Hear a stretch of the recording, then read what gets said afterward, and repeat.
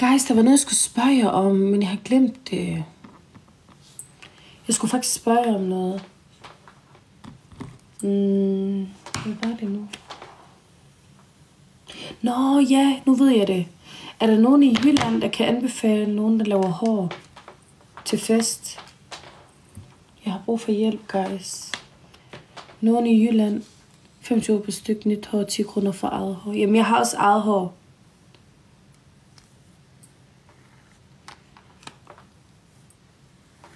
Guys, er der nogen, der kan anbefale nogen, der laver hår til fest i Jylland? Eller bare i Aarhus? Det skal bare være noget sådan simpelt.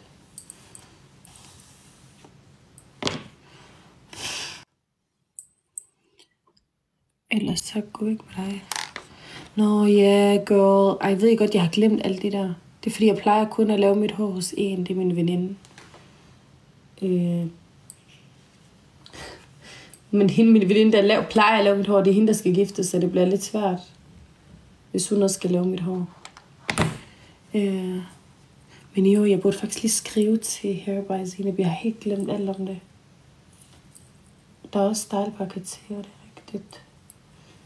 Men det kan jo være, at de er booket. Jeg føler, at de er meget, mashallah. De har jo mange kunder. Så jeg er lidt bag det, fordi jeg er lidt tidspresset. Nej, det er palæstinensisk bryllup, jeg skal til. Det er først i juni engang. Men jeg skal til bryllup, tyrkisk bryllup, den 13. Det glæder jeg mig til. Altså, jeg ved godt, jeg har ikke været til bryllup i sådan 100 år. Hadil Hassan, nå, hende har jeg sgu heller ikke tænkt over. Ej, guys, det er godt, jeg spørger jer her. Altså, det er fantastisk. Det er en, der siger, søster, du har et gråt hår. Alhamdulillah, det er sunne.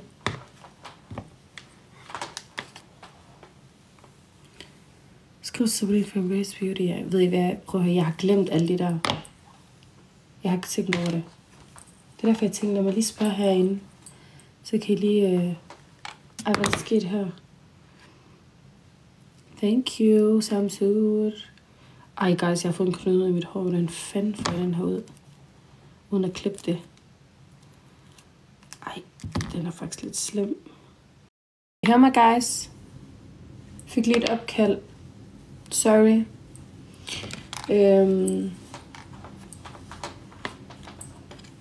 Min falafel blev gode. De smagte rigtig godt. Guys, tap on the screen, please. Shukran. Islamu idekun.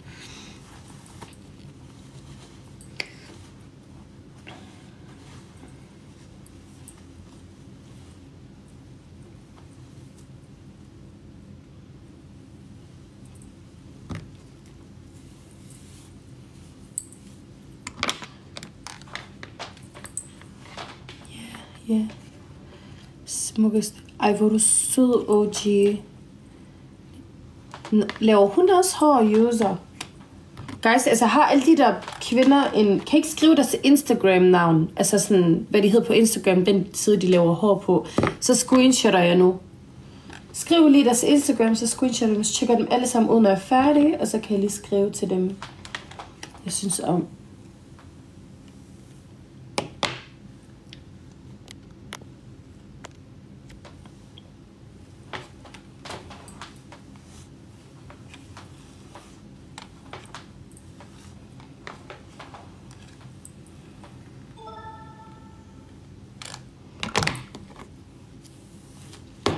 Er det rigtigt? Screenshot lige. Sådan der.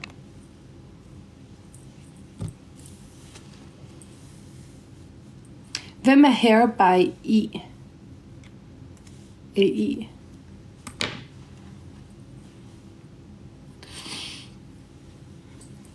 Tak, OG.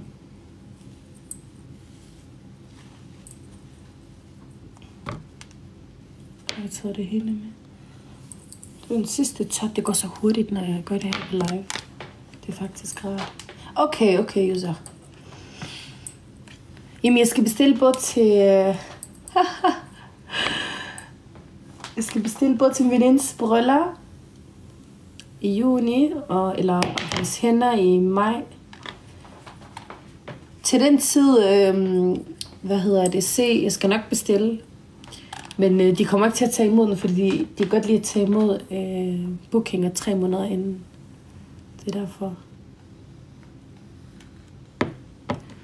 Men guys, hvad kan man lave med sit hår, når man har extension sådan, basically?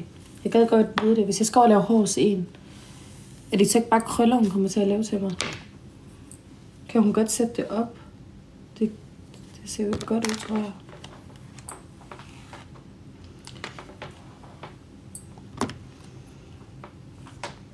Ej.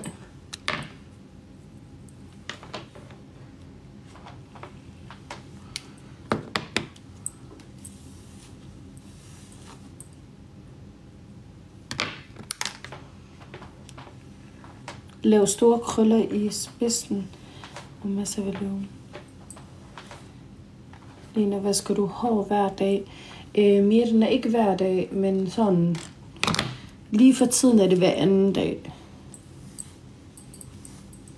Jeg har lavet min extension i Istanbul. Det er anden gang. Første gang var i juli, anden gang var i februar.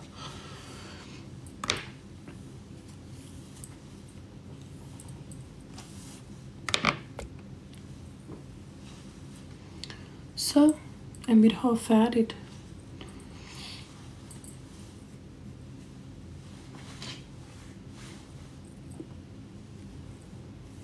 Wash raikom, er det ikke det, de siger? I arabisk TikTok. Wash raikom. Nej, jeg vidste ikke så meget. Heldigvis.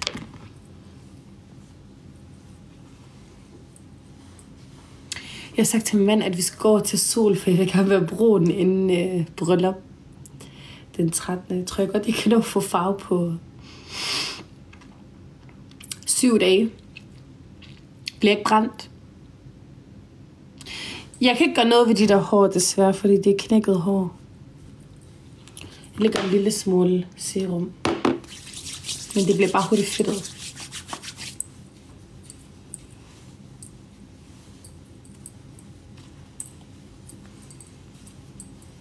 To gange om ugen, sagde jeg.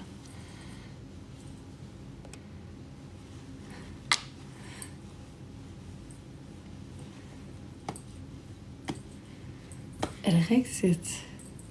Til sol hver anden dag, skal du kunne godt lide Nadia June lidt. Hvem er det? Optal. Hvad betyder det? Det betyder noget, jeg har hørt før.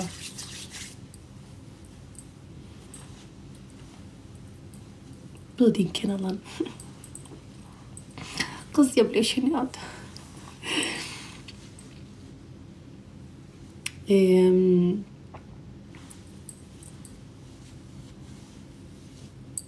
Det bliver faktisk lidt mørkt nu. Guys, jeg er så træt. I'm sorry. Wallah, jeg overvejer at lave Botox.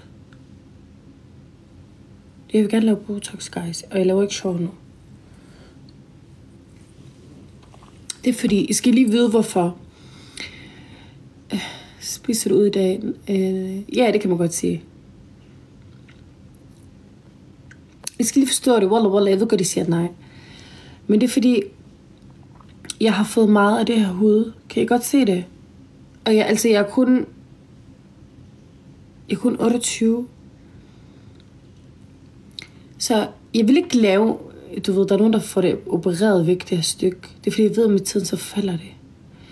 Og jeg kan godt mærke, at mine øjne er også faldet lidt. Så i stedet for at operere det væk, så får jeg bare lavet lidt Botox, så løfter det lidt. Kan I godt se, hvor meget det giver? Bare lidt. Bare her lidt. Shh. Der er ikke noget galt i det, er der det? Sheila er rigtig dygtig, men det er også hende, jeg tænker på faktisk. Hende der fra Klinik Unik. Jeg kan virkelig godt lide hende. Det hjælper nærmest ikke Botox med øjenbrynløft. Meget, meget minimal effekt. Ej, seriøst. Jeg bliver faktisk ked af det nu. Tak, I er bare søde, alle jer, der siger, at ikke lave en dyt. og hænger 10 gange mere efter Botox. Stop. Skal også læber, er det skår ved dig? Altså, mine læber har jeg kan godt lide at lave læber. Jeg synes, det er nice at lave læber. Der er ikke noget galt i det. Hvor det ikke er over. Nå, okay.